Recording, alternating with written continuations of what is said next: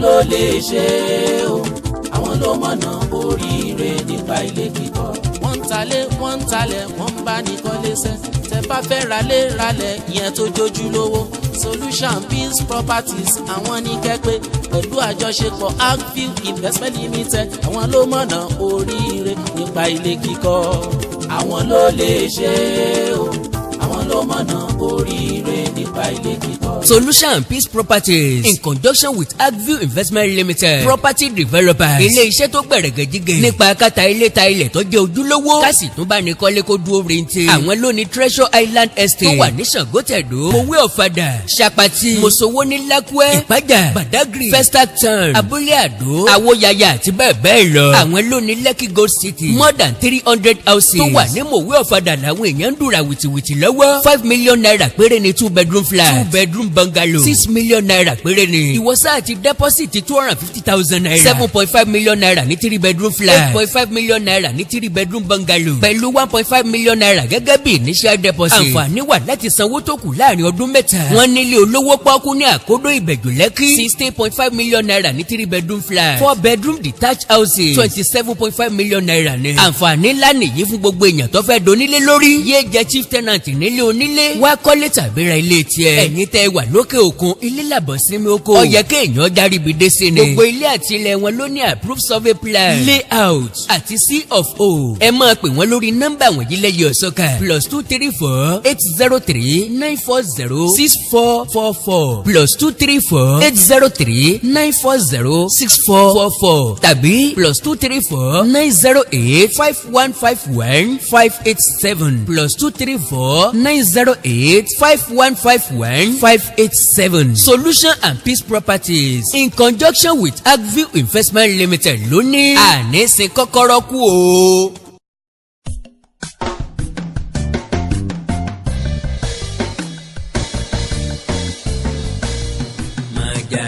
Sálámàkìyò akitiyo màsà yóò bógun lọ Yorùbá ẹgbẹ́ àrònà jìnlẹ̀ o àṣírí rèé lóde. Màjàmá sálámàkìyò akitiyo màsà yóò bógun lọ Yorùbá ẹgbẹ́ àrònà jìnlẹ̀ o àṣírí rèé lóde.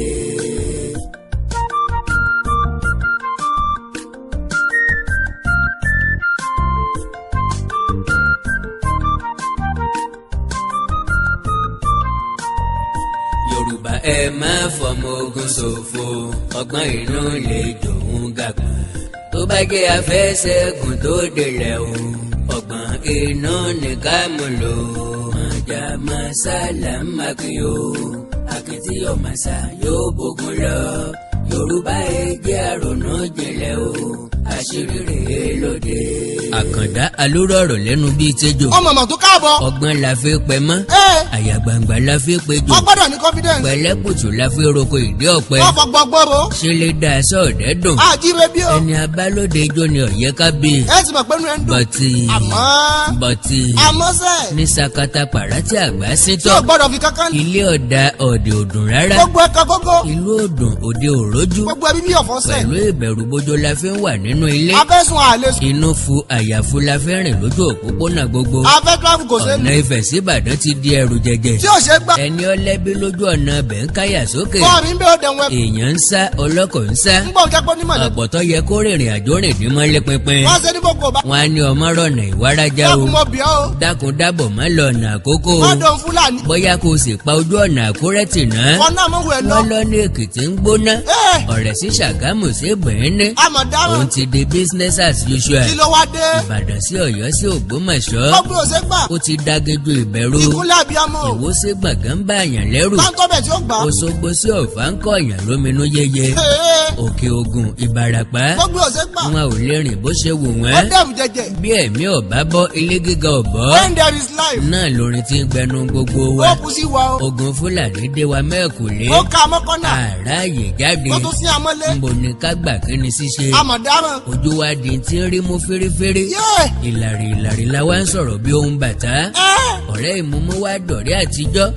bọ́ bá ní ọjọ́ wo lọ ń bọ̀ wá kí wa nìbàdàn. ọ̀ tí ẹ̀ yọjú sí ya. wọ́n á ní ṣe wọ̀ ò sí láyé ni. ìwọ náà wá kí mi. àbí wọ̀ ò sí ń lo ni. ni. na by force. bọ́ gbọ́ gbogbo tí ń ṣẹlẹ̀.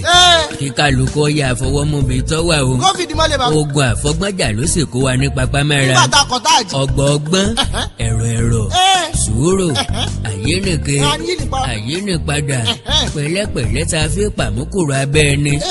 ẹ̀bẹ̀ bá làáhọ̀dí. bàbá ẹ̀ ọdún. bọ́ ọ bá ọ láàrin ajẹ́ nù. yóò sún mi o. má tà á láwìn má jẹ ọ̀pẹ́ ń gbá. ìkàlọ́. dandan ni kó yọrí síbì kan. ilẹ̀kẹ̀ má jáde. bó ti wò kílẹ̀ òṣù tó. ibì kan ni ó. ọmọ kékeré ó tó kó dẹ̀yìn bọ̀ wálé. ilé làbọ̀ sí mi ó kọ́. ilẹ̀ sún ọmọdé oko ló ń láyà.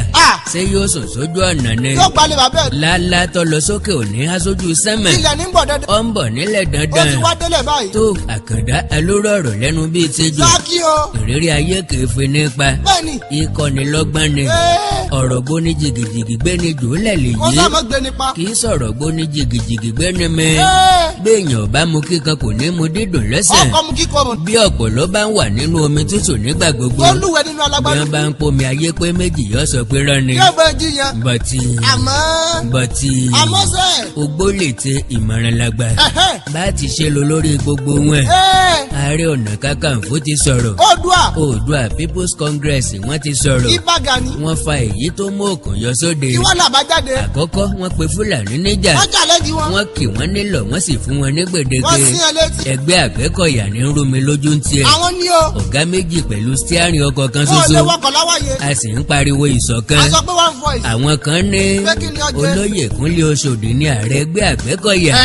àwọn kan tún ní pé kí ni ọ. Kamarudeen Òkìkíọlá Àrẹ̀mú ni. ṣé ẹ tún wo. ṣe é rí i pé Yorùbá ò ní bí lọ. wọ́n tún ti bẹ̀rẹ̀. àṣẹ̀ṣẹ̀kẹsẹ̀ kan bọ́dù. tí wọ́n máa. Ọ̀ọ̀ni ti yí ahọ́n pọ́nkán. wọ́n ti fà jẹ́. tá a bá wá kó méjèèjì sínú ọmọ ńkọ́. yóò fi sábà mi dúró. dolúwarì ò ní dolùwọ̀ lọ́dọ̀ ẹ bọ́ra. yóò dé wọn ẹ bọ́ra o. Àkàndá mo gbìyànjú asetia. láti bá olóyè Kúnlé Oṣòdì sọ̀rọ̀. ehun o. wọn ò fèsì sí àtẹ̀jíṣẹ́ tí mo fi ránṣẹ́ sí wọn. wọ́n kọ̀ wọn ò dáhùn. bẹ́ẹ̀ ni wọn ò gbá aago nígbà tí mo pè. Sẹ̀dánkúdì. n ò ní nọ́mbà ẹ̀rọ ìbánisọ̀rọ̀ olóyè Òkìkíọlá lọ́wọ́. Àrẹ̀mú. a sì la fẹ́ lé Fúlàní jáde. lélẹ́lẹ́. àwa sì ń fọkàn tẹ OPC.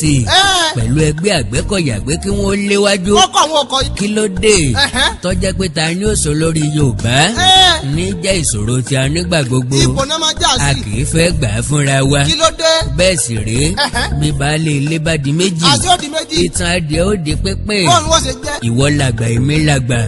kì í jẹ́ kí létí baálé bá gbé pọ̀ ogún géré. a ní ẹgbà fún wa. orí kálukú ni ọ̀fẹ́ jẹ mọ́gàjí ilé bàbá tiẹ̀. ó di dandan. akọ igi kì í soje kẹ̀. a máa ṣe jẹjẹ. omi jábọ́ lójú mi. ó jábọ́ lójú. ńgbà tí mo gbọ́ ọ̀rọ̀ lẹ́nu bàbá wa.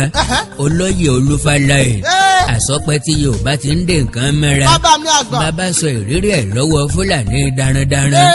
ẹ̀rù wa ń bà mí. pé kí ni ọjọ́. àyà mi ń já. ó ń dá pìpì. inú mi ò dùn. bẹ́ẹ̀ ni n ò rórun sùn. bọ́ọ̀lù ló ṣe sùn. lẹ́yìn tí àwọn àṣírí ńlá kan ti tú sí ọwọ́ mi. mo jẹ́rìí ẹ̀. àṣé lóòótọ́ ni. pé kí ni ọjọ́. pé ẹni ọgọ̀ kú sinmi. ẹni ọgbọ́n kú wàhálà sí kú dórógbó. òun náà ní gbádùn. àṣé má jẹ́ kí tí ẹni ó di kì í jẹ́ kínú ẹni ó dùn. mo délé tí lu kára bí ajere. bẹ́ẹ̀ni. bí oríkì Olódùmarè. n ò wá nísinmi. ìpèlọ́tún ló sì. ǹjẹ́ mo lè gbé ọ̀rọ̀ Yorùbá kù lọ́kàn. fún odidi ọjọ́ kan gbáko. kò ṣeé ṣe. bóyá bí àsìkò Ọlọ́run ọba mi bá tó. bí mo bá rè é sinmi. torí bárakú laṣọ ewúrẹ́ ni. bẹ́ẹ̀ni o. kò sẹ́ni ó lè yà mí pẹ̀lú ilẹ̀ bàbá mi láíláí. láíláí. Palace of Ààrẹ Ọ̀nà Kakanfò. àfi Oòduà lọ. wọ́n pe ààrẹ orílẹ̀-èdè yìí níjà. wọ́n sì jẹ́ kó yé gbogbo àgbáyé pé. pé kí ni ọjọ́. àwọn ọmọ bíi tí àwọn Fúlàní darandaran ń wà. kí ló tún kù. ní gbogbo ilẹ̀ Yorùbá káàkiri. lọ́rùn ọ̀jáde. wọ́n ní àwọn ọmọ bíi tí wọ́n ṣera wọn lọ́jọ́ sí. náà ṣe ra wọn sọ. tí wọ́n ti ń ṣiṣẹ́ ibi wọn ní kọ̀rọ̀kọ́ndú. dáńgbẹ́nu gbọ́ fà wàhálà. that is ibi tí wọ́n ti ń fi òkùnkùn bójú tafà sínú ìmọ́lẹ̀. bẹ́ẹ̀ni wọn kọ́. wọ́n ní ìjínigbé. ìpànìyàn. ìlọ́nilọ́wọ́gbà. ìfipábánilòpọ̀. gbogbo ẹkún wọn. lọ́wọ́ àwọn àlejò ọ̀ràn tó dó ti Yorùbá lọ́rùn. lẹ́kọ̀ọ́ tí wọn ò lọ. nílẹ̀ baba ńlá wa yẹ kó dópin. wọ́n dà kí tọ́lá ta. wọ́n ní báàrẹ̀ Muhammadu Buhari ọ̀bá lè mú àwọn ajá rẹ̀ so. ọ̀gá ṣe bàbá. tí ò fokùn sáwọn wèrè tó kó wá lọ́rùn. tó wá. a jẹ́ pé pé kí ni ọjọ́. yóò di fàpá tìrantìràn ẹ dán. mọ̀ pé tí ń dún eléyìí. a máa wọnú igbó. a máa lé wọn jáde fúnra wa. bàbá kọ̀ tí wọn ò dá. yé ni lọ́sọ̀ èmi lọ́kàn kúlú. pèsè kìí ṣe pa afẹ́fẹ́ ránṣẹ́ nu ọ̀gúndùn. kọ́mọ lọ pa ọ́ dànù. pèsè kìí ṣe pa kàn fẹ́ fọmọ ogun ṣòfò lásán. kákan. torí pé ọ̀rọ̀ rí bí ẹ̀yin ṣe ro. ó kọjá bẹ́ẹ̀. ibi àfojú òpó sí ọ̀nà ọgbàbẹ̀ lọ́mọ. irinṣẹ́ ń bẹ lọ́wọ́. Àkàndá alóró ọ̀rọ̀ lẹ́nu bíi tẹ́jọ́. sáàkì o. Àjàó Àró Awíkóńkó asọ̀rọ̀ lójú wọ́n lọ ọlọ́rọ̀. bá gbọ́ kí bàbá yóò ṣe. ẹni ọba gbọ́n bí ọba fagọ̀ díẹ̀ kun. onítàn wọ́n parẹ́ máyé lára o. My own candid advice for Ààrẹ Ọ̀nà Kakanfò, ẹgbẹ́ Àgbẹ̀kọ̀yà, Oòduà People's Congress, ẹgbẹ́ Fìjìláńtì, ẹgbẹ́ ọdẹ àti gbogbo ẹgbẹ́ tó kù tó jẹ́ ajìjàngbara náà lè yí pé ẹ má ìdààyàn kankan ló gbó o, ẹ má ìkó ọmọ ogun kankan lọ́nú gbó o, torí pé ogun tá a fẹ́ jà yìí ó ju agbára wa lọ, a sì nílò complete support àwọn ọba aládé wa gbogbo and full support àwọn gómìnà mẹ́fẹ̀ẹ̀fà tí ń bẹ nílẹ̀ Yorùbá. A nílò àwọn èèyàn tó rí jáde láàrin wa. N ò ní ṣàlàyé ń tó yẹ kí wọ́n ṣe tàbí tá a gbọ́dọ̀ ṣe, torí pé Yorùbá nìkan kọ́ ni ń gbọ́ mi. Bí mo bá sọ̀rọ̀ tán, mo bá wò yín ẹgbẹ́ ìgbésẹ̀, mo bá sì wò yín ẹ pàjá ní ń gbò. Ìtàn ó ṣe àkọsílẹ̀ èyí tí mo bá sọ. Ìyá mi ló ti sọ̀rọ̀. Ó ní bí òun bá báyàn sọ̀rọ̀, òun kì í fẹ́ kí onítọ̀hún mú lò. Ǹjẹ́ kí ló dé girama? Ìyá ní ọmọ pé bọ́ bá mú ọ̀rọ̀ mi lò, n tí mo ní yóò ṣẹlẹ̀ ò ní ṣẹlẹ̀. Bí ò bá sì ṣẹlẹ̀ kò ní máa fà ní ọ̀rọ̀ tí mo sọ. Mo sì ní lè pé yes pé ṣe bí mo sọ. Ọ̀rọ̀ àgbàlẹ́nu ìwé nìyí. Bí ọ̀rọ̀ eégún yóò tà yí kókóró. Bí ọ̀sẹ̀ lálọ, ó ń bọ̀ wá ṣe lábọ̀ dandan. Tó Àkàndá alóró ọ̀rọ̀ lẹ́nu bíi tẹ́jọ́. Bí òwe làálùlù àgídìgbò ni wọ́n fi ṣe. Ọlọ́gbọ́n ní jó, ọ̀mọ̀ràn ní mọ̀ ẹ́. Torí pé wé kókò la fi ṣàwọ̀ ẹ̀. Igi gamugamu la fi lù ú. Afọ́jú ní lù ú. Àdìtí ní jó. Bí ọba sì pọ́dún mẹ́ta àgbọ́dọ̀ ló ya. Bọ́ ọba fi ara balẹ̀. Òye ọ̀rọ̀ mi ò ní tètè yé ọ. Àgùntàn tí ò lólùṣọ́ ní fira rẹ̀ sọ́fà. Ẹyẹ ẹ̀rù ní tọ́jọ́. Ajá tó bá létí ló ṣe é fìfé ké sí. Ẹ̀kúlé odò ni wọ́n ru òkú akẹ́gbà. Ìdènà tọgbọ́n wa fi dọ́gbọ́n ètè. Tó lè wá sì fi di àfìmọ̀jà. Ọwọ́ àkúbọ́mọ ìyá mẹ́ta wa ó sì lọ sóko olè. Tí ajere ò sì gbọ́dọ̀ mú ọ̀kankan lọ́wọ́ nù wa. Ká má wulẹ̀ dásẹ̀ lé ogun tá àti ìmúra rẹ̀ sílẹ̀. Lóòótọ́ ni pé ìwọ ń ságun èmi ń ságun, ta ló fẹ́ jagun ọ̀hún lájàyè. Àti pé n ò lè wá kó ní joyè ilé bàbá rẹ̀. Bọ̀tì mọ̀jàmọ̀sá là á máa kíkanjú lójú ogun. Akíkanjú tó mọ̀jà tí ò mọ̀sá. Irú wọn máa ń bógun bò mí lọ ní o. Ká mọ̀ torí ọbẹ̀ ẹ̀yìn ọwọ́ da tójú ọwọ́ nù làkàndá ń ké sí o. Kọ̀rọ̀ ọwọ́ má dàbí ẹni tó fajẹ́ ẹ̀dẹ́gbẹ́ kókò. Tọ́wá lọ rèé dúró lókèrè tí ń wòran. Ọfẹ́ pàdánù olóore rẹ̀ ni o. Ẹja pànà ìgbésẹ̀ wa dà. Inú nìkan ni ẹyẹ gbé. Okò tá a sọmọ ẹni. Ẹjẹ́ kọ́ wà nínú wa. Ẹja fi ṣàtúnra mú ìjẹkùn. Kẹnu wọ́n mẹ́sọ̀rọ̀ ju ìgbésẹ̀ tó yẹ ká gbé lọ. Bá a ti ń pariwo nínú ìwé ìròyìn ni wọ́n ń gbọ́. Ẹ̀rín ni wọ́n fi wá rè. Bá a ti ń fi nǹkan sórí social media ní dọ́dọ̀ wọn. Bọ́mọdé bá wá gbọ́ngbọ́n kíkú lẹ́rùn. Ìyá ẹ̀ ó sì gbọ́ngbọ́n sísin sí padò. Torí àwọn aláìmọ̀ kan tí wọ́n láwọn ọ̀gbà pé nǹkan ṣẹlẹ̀. Wọ́n ní Fúlàní kankan Ọ̀yọ́ alẹ́nu nílẹ̀ Yorùbá jàre. Èmi kì í ṣe Áárọ́nì. Mósè lèmi Àkàndá. N ò ráàyè àròyé rẹpẹtẹ. Áárọ́nì ló ní wàásù. Àṣírí lásán lèmi wá tú. Kí n jí ẹ̀yin èèyàn mi lójú oorun. Kí n ta yín lólobó. Kí n sọ ìgbésẹ̀ tó yẹ ká gbé. Kémi Àkàndá ó sì sọ̀nà àbáyọ. Àìmọ́jó wa kù sọ́wọ́ ọmọ alágẹmọ́ o. Bọ̀tì mo fẹ́ kọ́ gbọ́rọ̀ ẹnu bàbá olóyè Olúfáláyé. Kí n tó wá tú àṣírí tí mo fẹ́ tú. Tí mo fi ní ká ẹ má da ọdẹ tàbọ́ ọmọ ogun sínú oko. Ká tọ́jú àbùlẹ̀ ká má bàa ṣera wa lófo aṣọ. Today is exactly 32 years and 2 weeks that I started operating here.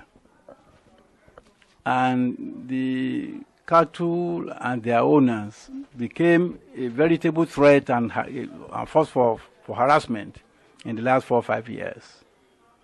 At first, they would come in the night to drink water at the dam. We saw the dam. I saw that they were there. You can see the cow shit there. And we were tolerant. They drink water in the dry season. That's all right. At that time, they did not touch anything. I did not allow them to stay here, drink water and go. But later, of course, the thing took a different turn all over Nigeria. They will come in the night, eat our maize, and go into. 3 years ago, I complained to the police more than 10 times because they were coming to destroy my maize farm. Later still, elements of the same people kidnapped me. When people said they were Fulani kidnappers, they said, how do you know they are Fulani? But I know everybody knows a Fulani man in Nigeria. The Fulani himself knows himself. He knows he's different from most other Nigerians. He's easily identifiable. We're not children. And when they were tried in court, they said they are Fulani themselves, and 6 of them were sent to prison. So this hypocrisy of that is going on should stop.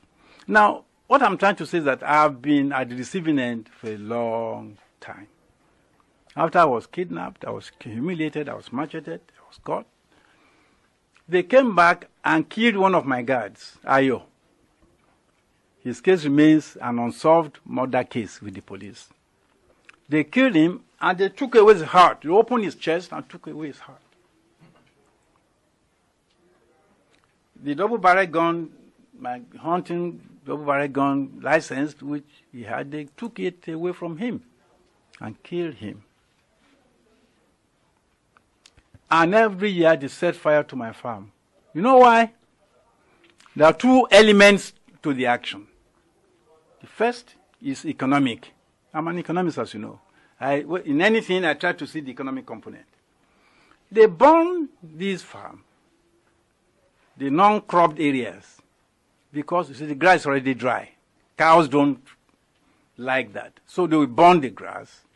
In 2 weeks' time, fresh grass will grow, and their cattle will have very nice grass to eat. You know, they're already treating my farm as if it was their colony. That is why, one reason why they burn, they do this every year. Every year. Last year, they burnt the oil palm plantation near the dam. I videoed it. It's with the Commissioner of Police. I have a copy in my house. I showed it at an Afenifere meeting. I showed it at the Council of Obas of Ondo State. Grown trees that have fruits, they burn them. Now, that is not so that cattle can have fresh grass to eat. Grass does not grow on palm trees. So you want to know, why did they do that? To do something that does not enhance their own welfare. It can only be an act of malice and hatred. I believe they have malice against me, they hate me. That is why they will burn my palm trees. They will uproot the palm trees I planted and throw the seedlings away. That does not help their cattle or themselves in any way. Why do they do it? Meaning that if they saw me in person, it is me they will hurt. But since I was not present, they hurt my property. That is, my grown palm trees and the seedlings I planted. So, there are 2 elements here. Part of it is one of my workers here met one of these herdsmen in the bush some time ago. And said, why do you wade through those large areas full of grass? You don't eat the grass, you come and be eating our cassava and maize crops. Say, why? He said, how person go see rice, go chop gari. So to the cattle, grass, which they can't even find where they normally come from. When they find it, it is gari, it's inferior food. It is my maize and cassava that is rice, which they prefer. So those are the insults that we go through here. So I thank God that this arson of yesterday, but this arson, we could see what they did. They started the fire in a central area. There are palm plantations on the left, on the right, behind, hoping that it will spread. But the roads and the early action by the people here to cut traces round prevented the fire from spreading and doing more damage than was done. So I thank God for that. That I condemn it is the weakest way I can speak about it. Government should take steps to make sure that they don't do it again. If they don't take steps to prevent it, it means government supports what they are doing. They are not offended by what they are doing. But government is to care. When I say government, I mean government at all levels, especially the federal government, which should be a government for all of us, regardless of how many votes we cast for at election time. We are all entitled to the protection of the federal government. Òru ni wọ́n fi ẹran jẹko bàbá olóyè Olúfàlàyé. Ó kọ́ bàbá gangan. Bàbá ti fi ẹjọ́ wọn sùn àwọn agbófinró lọ́pọ̀ ìgbà. Wọ́n kọ̀ wọn ò sọ̀rọ̀. Kò sí ìgbésẹ̀ kankan tí wọ́n gbé. Ta wá lèmi ta nìwọ. Tá a fi lérò pé agbófinró máa dìde sí ọ̀rọ̀ wa. Nígbà bàbá sọ òun ò dáhùn. Lèmi àkàndá ṣe ní. Pé kí ni ọjà. Tá a bá fi ti àwọn ọlọ́pàá ṣe. Àwọn eléyìí ò fẹ́ kan. Kọ́lọ̀ ń má jẹ́ kó du ayọ̀ wa tó kún. Wọ́n máa rẹ̀ dálẹ̀. Wọ́n bẹ̀rẹ̀ sí ní di ẹyọ lójú ayé wa. Lẹ́yìn ẹ̀ ni wọ́n kidnap bàbá. Bàbá ní àwọn sọ pé Fúlàní làwọn tó jí àwọn gbé.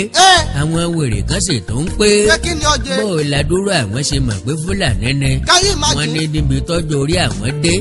Àwọn ò wá ní dá Fúlàní mọ̀ sí Yorùbá ni. Bẹ́ẹ̀ wáyé o. Ta ni ò mọ Fúlàní? I wonder o. Torí pé Fúlàní gan dára wọn mọ̀. Àwọn gẹ́dà. Wọ́n ní nígbà tí àwọn kó wọn délé ẹjọ́. Wọ́n ní Fúlàní làwọn. Ìwọ àbúrò Buhari. Ọpọlọ ẹ̀fọ́. Mọ̀lẹ́bí Tinubu. Nínú ẹ̀ ti jìn. Fámílì Ọ̀ṣínbàjò. Kọ́ ọmọ Núrò. Tí ọ̀rọ̀ òṣèlú ti kó sí ọlọ́pọlọ. Wọn ò sì kókó fún ọjọ́ 1,000 naira náà lọ. Tó fi ń dìbò ṣebẹ̀. Àmọ́ sẹ́. Torí pé iṣẹ́ ti kó sí ọ ní Mẹ̀dúlọ̀ Blangata. Wọ́n bá ti bá yí ẹ jẹ́. Iṣẹ́ ti pa làákàyè rẹ. Wọ́n ti pa yí. Ọmọ tó yàtọ̀ sí òsì mọ́. Bàbá ní wọ́n tún padà wá. Láti wá pa àwọn nínú gáàdì àwọn. Ṣé ń wáyé o? Orúkọ ẹni tí ń jẹ́ Ayọ̀. Ayọ̀. Wọ́n pa á. Wọ́n sì yọ ọkàn rẹ̀ lọ. Ìkúlẹ̀ abiyamọ. Ọlọ́pàá ò rí nǹkan kan ṣe títí dòní o. Wọ́n dákẹ́ ni o. Wọ́n la àyà rẹ̀. Wọ́n sì yọ ọkàn rẹ̀ lọ. Kí ló dé? Kí ni tí wọ́n fẹ́ fi ṣe? I wonder o. Wọ́n gbé ìbọn dọ́bùbà-rẹ̀ lé ẹ̀ náà lọ. Bàbá ní Pé kí ni ọjẹ́. ọdọọdún ni wọ́n ń sọná sí oko àwọn. Kí ló dé? Ṣé bó oróko bàbá tí wọ́n sọná sí? Máa wò náà. Do you know the real reason why? Bẹ́ẹ̀. Tí wọ́n fi ń sọná sóko bàbá lọ́dọọdún gan. Máa dáhùn. Ó mọ̀ wípé tó bá dàsìkò ẹ̀rùn. Koríko ó ti gbẹ. Yóò ti gbẹ. Màálù kì í jẹ koríko gbígbẹ. Láíláí. Bọ̀tì. Àmọ́ sẹ́. Bí wọ́n bá ti sọná sí i. Lẹ́yìn ọ̀sẹ̀ bíi 2 sí 3. Koríko tútù á ti rú jáde. Màálù á rí fresh igbó jẹ. Wọ́n sọ fún bàbá tó ń jẹ. Ọ̀kan nínú àwọn òṣìṣẹ́ bàbá Olúfàlàyé. Ó béèrè lọ́wọ́ àwọn Fúlàní darandaran. Pé kí ni ọjẹ́. Pé èyí ti ṣe. Láì mọ̀nà kà. Tẹ̀ fi igbó lásán sílẹ̀. Tó jẹ́ pé àgbàdo àti pákí àwọn ilé wa ń fẹ́ràn jẹ. Kí ló dé? Ọ̀gbọ́n tó máa lé sọ ni. Kí ló lórí bú ẹ̀wí? Ó ní bó o lè yín ó ṣe rí ìrẹsì nílẹ̀. Tí yóò máa jẹ gàrí nígbà gbogbo. Ṣé ń gbọ́ mọ̀ wọ́n kí wọ́n? That means igbó ni gàrí.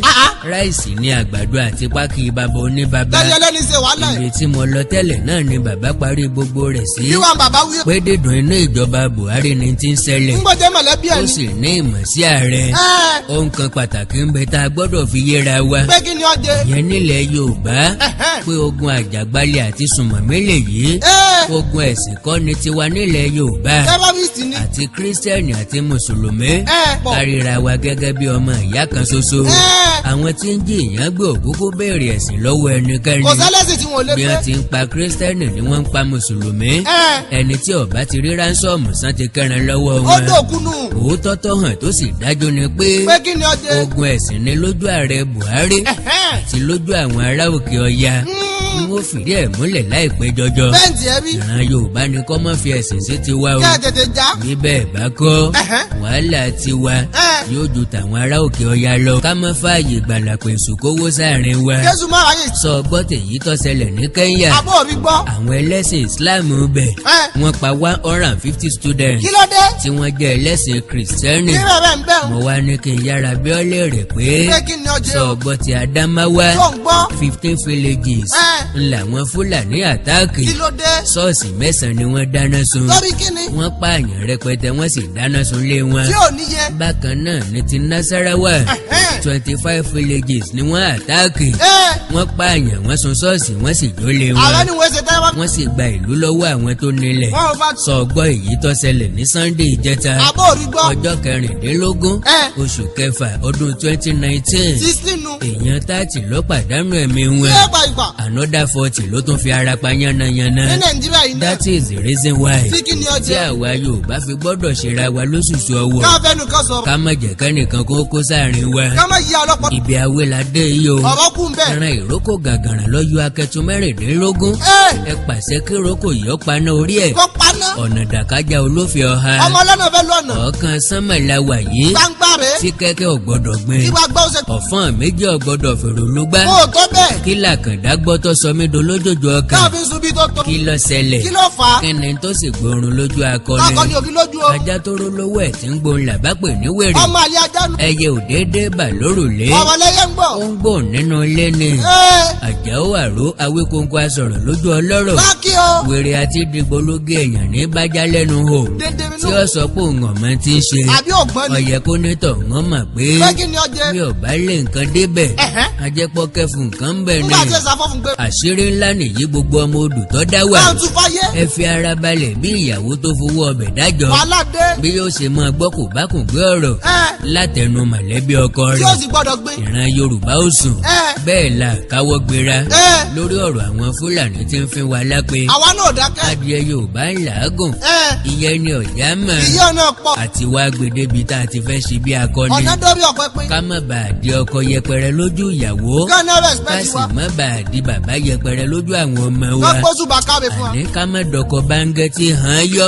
Àfẹ́ jẹ́ kó yé wọn pé. Pé kí ni ọjẹ́? Ibi ọba lè là á bá kíkanjú. Lábọ́. Àti wá pẹ́jù ká tó gbéra ni. Àti jí ó wàhálà. Àwọn Fúlàní ọ̀hún ti kẹ́ pàkúté. Sínú ogbó ilẹ̀ Yorùbá káàkiri. Káàkiri. Wọ́n ní enough equipment lọ́dọ̀ wọn. Tẹlifíjà. Wọ́n máa ti ń lọ ní àyíká ibi tí wọ́n wà. AK-50. Wọ́n sì mọ gbogbo tí ń ṣẹlẹ̀ pátákó. Ìmbẹ̀lọ́ọ̀kì. Bẹ́ẹ̀ ni wọ́n sì mọ gbogbo tí ń ṣẹlẹ̀. Ìmbẹ̀lọ́ọ̀kì ni Wọ́n ọ̀. ń wo far distance láti ibi tí wọ́n wà. Àgàgà bẹ́ẹ̀ bá ti ní fóònù lọ́wọ́. Àbùsẹ̀bùsẹ̀. Tàbí ẹni tó mú ìbọn dání. Tàbí ẹni tó mú nǹkan ìjà olóró kankan lọ́wọ́. Náà Fúlàní náà. Kedere ni wọ́n máa rí ọ bó ti ń kọjá lọ. Náà. Bẹ́ẹ̀ ni wọ́n ò sì rí wọn rárá. Equipment wà. Wọ́n ṣẹ̀ṣẹ̀ fẹ́ máa dọ́gbọ́n wá wọn ní. Òròmọdé ọ̀ máa wò di. Ìyá ìrọ́ màsá. Wọ́n kò tún mọ̀. Báwa la màsá mọ ìrírí ayé tí gbọ́mọ láàjẹ̀. Wọ́n lásì ń pa ìwé yìí. Ayé nìkan ni Yorùbá mọ̀ àmọ́ yé ni padà. Wọ́n ti dàrú mọ́ ọlọ́dún. Àwọn Fúlàní ti lọ mọ́ wa lára. Wọ́n ti súnwájú. Gbọ́ nǹkan tó ṣẹlẹ̀ yìí. Gbọ́nà. Kó o fi lè mọ̀ pé nínú àhámọ́ la wà. Wọ́n ti sín a. Má nǹkan ni wọ́n mú o. Òun pẹ̀lú àbúrò rẹ̀ ọkùnrin lọ́jọ́ wà nínú mọ́tò. Lọ́gbìn ẹ̀fà pọ̀. Ojú ọ̀nà Ṣàgámù sí Benin yẹn ni. Ókè. Lójijì làwọn ẹrú ikú wọ̀nyí jáde sí wọn o. Ẹ jàgàbá. Òun kàn sáàrí wípé. Pé kí ni ọjẹ́? Ọ̀kọ̀ọ̀kan nínú àwọn mọ́tò tí ń bẹ níwájú òun wọgbó. Kí ni ń jẹjẹ mọ́sálá? Wọ́n ti dá àwọn bọ́ọ̀sì kan dúró. Lójijì làwọn bá wọn. Nínú bíi mọ́tò mẹ́ta àbí mẹ́rin tó tẹ̀léra wọn débẹ̀. Èyí tọ́ka ẹ̀ lọ láǹfààní àti tètè yí padà. Ló yá dànù. Òun nìkan lọ́ra àyè sá lọ. Káì. Ibi tí àwọn ti ń gbìyànjú àti yí padà ni wọ́n ti bá wọn. Wọ́n sásálà fẹ́mi wọn. Wọ́n wọ́ òun àtàbúrò òun bọ́ sílẹ̀ nínú mọ́tò. Wọ́n ti gba gbogbo owó àti fóònù ọwọ́ àwọn tó wà nínú bọ́ọ̀sì tí wọ́n mú kalẹ̀. Ó ti di gbígbà. Mọ́tò kankan ò wá mọ́. Wọ́n ti signal. Wọ́n gba kọ́kọ́rọ́ mọ́tò lọ́wọ́ òun. Wọ́n jù ú lu àbúrò òun. Kí ni kò fi ṣe? Wọ́n ní káwọn tí ń bẹ nínú bọ́ọ̀sì ó kó sínú ọkọ̀ padà. Kọ́ fẹsẹ̀ fẹ́. Pé kí wọ́n fi ẹsẹ̀ fẹ́ kí wọ́n máa sá lọ. Efele. Wọ́n ní kí àbúrò wọn máa gbé mọ́tò lọ. Òun àti má nǹkan ni wọ́n jọ mú. Níparí oṣù karùn-ún tá a ṣẹ̀ṣẹ̀ lò kọjá yìí ni o. Bẹ́ẹ̀ tó lọ yìí. Wọ́n gba fóònù lọ́wọ́ òun. Àti ti máànù yẹn. Unfortunately. Táìmù yẹn ni aláàtì sálárì òun wọlé sórí aago. Gẹ́gẹ́ ṣe gẹ́gẹ́. Wọ́n béèrè iṣẹ́ tí òun ń ṣe. Òun ní tíṣà ló nílé ìjọba. Iṣẹ́ kí o ṣe. Wọ́n béèrè iṣẹ́ nìkejì. Àti pé èló ló ní nínú àkáǹtì. Èló ní bẹ́ńbẹ́. Owó tí ń bẹ nínú àkáǹtì onítọ̀hún. Ọjọ́ lò. Kò pé 50,000 naira. Ojú ẹsẹ̀ ni wọ́n yìnbọn fún. Pé báwo ni ò ṣe ní lówó lọ́wọ́. Owó. Wọ́n ń díràgì onìkan wọgbó lọ. àwọn rin ọ̀pọ̀lọpọ̀ mẹ́ẹ̀lì nínú igbó. nínú gbórúmọlẹ̀. nínú igbó tí òun wà pẹ̀lú wọn. igbó ẹ̀rù jẹjẹ. òun rí i pé wọ́n ní equipment oríṣiríṣi. èròjà wà ńlẹ̀. wọ́n mọ ibi tí nẹ́tíwọ̀kì lè wà. wọ́n ní equipment tí wọ́n fi ń taná. wọ́n ní èyí tí wọ́n fi ń fa nẹ́tíwọ̀kì. abẹ́ wáyé. wọ́n ń ṣáàjì fóònù wọn. wọ́n ń ṣáàjì fóònù wọ́n ń ṣáàjì láptọ̀pù. àwọn expert ní ṣiṣẹ́ pẹ̀lú wọn. ní Fúlàní náà. wọ́n ń trace movement àwọn èèyàn tó fẹ́ wá san ransom. nítorí àwọn èèyàn wọn.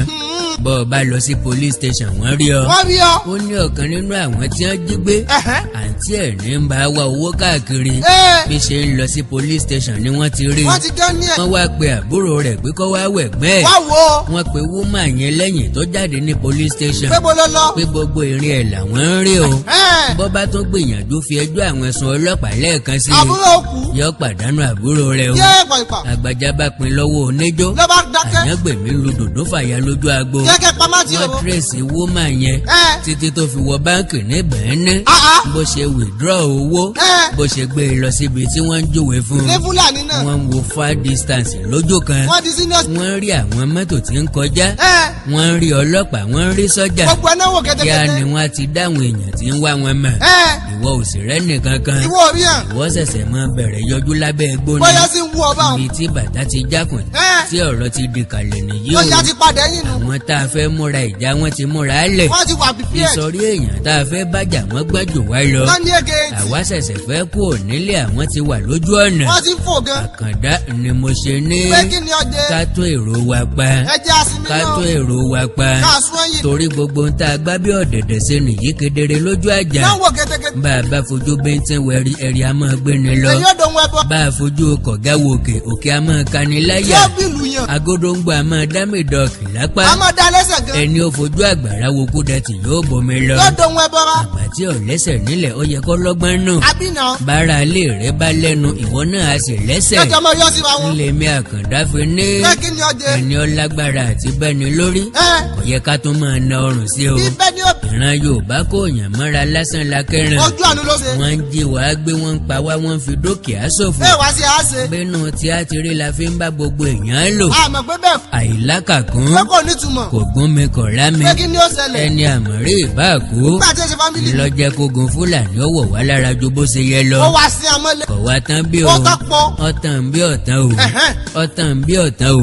kùrùkẹrẹ kùrùkẹrẹ ọ̀tàn po ọ̀tàn bí ọ̀tàn o. ó délẹ̀ tán àwa ń pògìrá lójú kan. ẹ wá ń padì ẹdí ẹ. ẹ̀tàn lọ́hàn lójú wa. àmọ́ bí tó yẹ ká ti bẹ̀rẹ̀. àtúgbà fún wa. àbí àwa sì lè mọ́wọ́ lẹ́rán bí o. ẹ tún jà sípò. kí wọ́n máa rẹ́ wa jẹ. ẹ ń jà ságbà. kí wọ́n sì tún máa fi yán wa lójú. asálẹ̀ mọ́tò kan. ká sì tún mọ́wọ́ lẹ́rán. Fúlàní fi ẹran jẹ oko rẹ̀. náà tó bẹ́ẹ̀ kọ́ sọ. wọ́n sọ wàhálà tìrètí rẹ̀ ní dòfo. kúlákútà bá. oní kò gbìyànjú gbára rẹ̀ kalẹ̀. pé kò jìjà ń gbá wa. wípé ntọ́ bá fẹ́ bóúnjẹ lẹ́nu ẹni. wọ́n fẹ́ gbẹ̀mí ẹni ní. kéèyàn takú bẹ́ẹ̀ ni. orí ẹ̀ ni wọ́n pa ọ́ sí. tàbí kí wọ́n sọ ọ́ dà láàbò ara. káì. ẹ borí bá kó ọyọ. òpònú àwọn ẹbí rẹ̀ tún pa màlúù fọ́jọ́ òbí. aṣọ dédé rìn. wọ́n ń pa màlúù fún ìṣílé. ìgbéyàwó. ìsìnkú tàbí ìkómọjáde. nígbà wọn mọ tó. wọ́n jẹran dídí wọ́n jẹ bíbọ̀. wọ́n tó mú nǹkan tẹ́. wọ́n tún sàsún jẹ. wọ́n fi nǹkan tẹ́. ó dìgbà tí wọ́n bá tó jíyàn gbé. tàbí tí wọ́n bá gbọ́ pé wọ́n tún pààyàn níbì kan. kíyè wọn ó tún sọ padà. lọ́jọ́ tó rántí. tàbí Fúlàní gbé èèyàn tiẹ̀. 5 million naira lẹ́bí rẹ̀ ṣàjọ kí wọ́n tó fi kalẹ̀. ní ránṣọ́ọ̀mù ẹ̀sán. ẹ tún wá gbàlù ẹ̀ ń jó. ẹ tún wá pa màlúù láti ṣàjọyọ̀. kí ni pààyàn. pé èèyàn yín wálé láyọ̀ kò kú sọ́dọ̀ wọn. abẹ́ ẹ̀gbọ́n. wọ́n ń ṣe yín lọ́sẹ̀ ẹ sì tún rajà lọ́wọ́ wọn. killing and smiling. owó àbò ni wọ́n fi ń ṣàbúlálejò. wọ́n pa ẹ̀rẹ́ rẹ̀. ṣe bí kágbàdo tó dáyé. ó ní kinní kan táàdì ẹ̀ ń jẹni. ó fi nǹkan pa. 20 ọdún tájà ti ń ṣe lé igbó lọ̀bọ̀ wà. tí ò tó bẹ́ẹ̀ kó jáde. ṣé kò sẹ́ran míì tí Yorùbá ń jẹ. I wonder o. kí Fúlàní ó tó kó màlúù wá ni. sí dandan ni kẹ́ ẹ lo màlúù láti ṣènáwó. bí ò sí màlúù sẹ́ni kan. ẹran ìbílẹ̀ wa dùn ju màlúù wọn lọ. ó dùn gan lẹ́nu. òbúkọ àti ẹ̀ mọ́ ta sánsán. ogúnfe. àbí wọ́n ń fọ́ọ̀sì yín láti ra màlúù ni. I wonder o. ẹlẹ́dẹ̀ làwọn Kútọ́nù fi ń ṣènáwó. òǹdó ń jẹ lókìlì. bá àsìkò mọ. bó sòkú àgbà tàbí gbéyàwó. ó de láta. ọ̀pọ̀ ọ̀nà la lè fi báwọn wèrè mùjẹ̀mùjẹ̀ yìí jà láì kó mọ kọ́rùn. aṣọ máa lé mọ́. bá a bá lè kọ màlúù sílẹ̀ lásìkò yìí ló ti dáa jù. wọ́n máa jẹ́ fún wa wọn. ọ̀gbọ́n tó bá Fẹ́mi Awólọ́wọ̀ sọ lásìkò ogun Biafra ni. bàbá ní kẹ́nẹ́. ọgbọ́n Awólọ́wọ̀ lọ́rin ìṣẹ́gun Biafra lọ́wọ́. náà fi jagun ṣẹ́gun. ó ní ẹ̀ ń bá yàn jà. ẹ sì tún fún wọn lóúnjẹ. ẹ ń wọn lágbára ni. ẹ ń fún wọn lókun láti jà nìyẹn. ẹ kó oúnjẹ tiẹ̀ lọ. ẹnikẹ́ni ò gbọ́dọ̀ kó oúnjẹ lọ sílẹ̀ Yíbò mọ́. ẹ dákẹ́ oúnjẹ kíkó. ilé bíbá sẹ́yọ.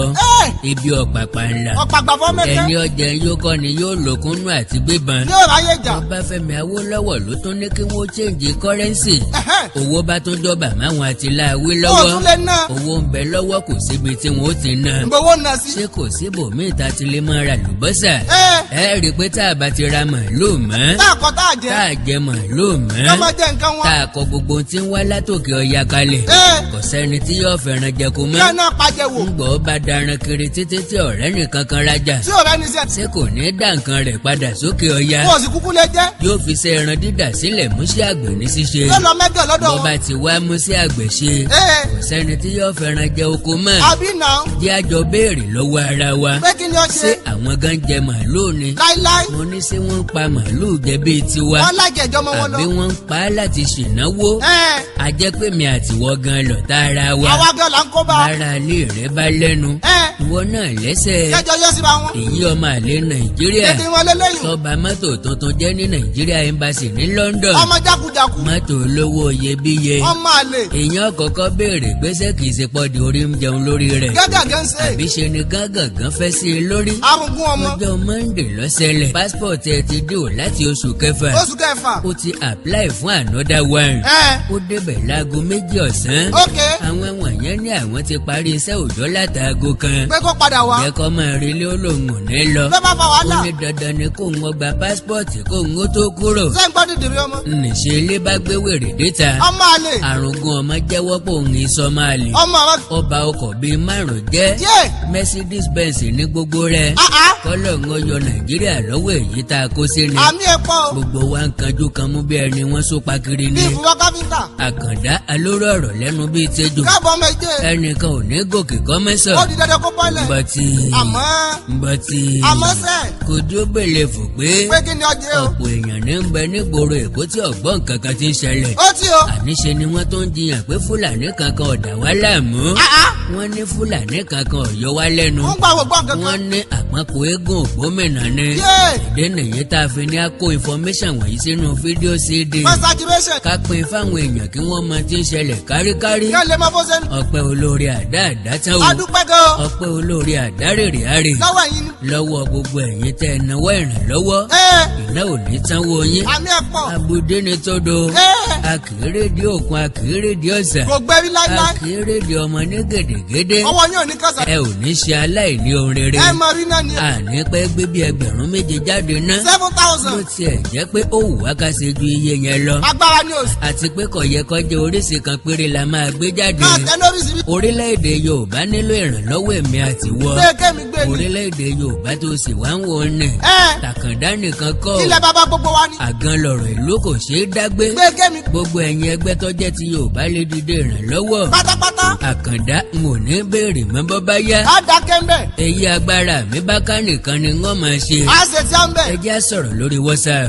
+1 937 969 02 57 +1 937 969 02 57 ọjọ́ bá ń pẹ́lẹ̀ kan sí. +1 937 969 02 57 WhatsApp àti Telegram nìkan ni. ẹ mọ̀ pé o. tẹ́ bá pè mí direct n ò ní gbé. kákàjọ sọ̀rọ̀. ẹ láìkí péèjì mi lórí Facebook. Àkàndá ọ̀rọ̀. Àwíkóńkó. ẹ sọ̀scribe sí YouTube channel mi. bá a ti máa ṣe ń. Àkàndá ọ̀rọ̀. Àwíkóńkó. Ẹwà èdè Yorùbá TV. pẹ̀lákàdá. Akọ́mọlédè Yorùbá TV. kí a máa ń pa èdè yín. Ìkórìtà kò yé mi. ká tó jọ sọ̀rọ̀. Orílẹ̀-èdè Yorùbá ò ní dàrú. aláwàgò nígbà. ìlú ẹnìkọ̀ọ̀kan wa yóò tòrò mẹ́nẹ́mẹ́nẹ́. àmì ẹ̀pọ̀.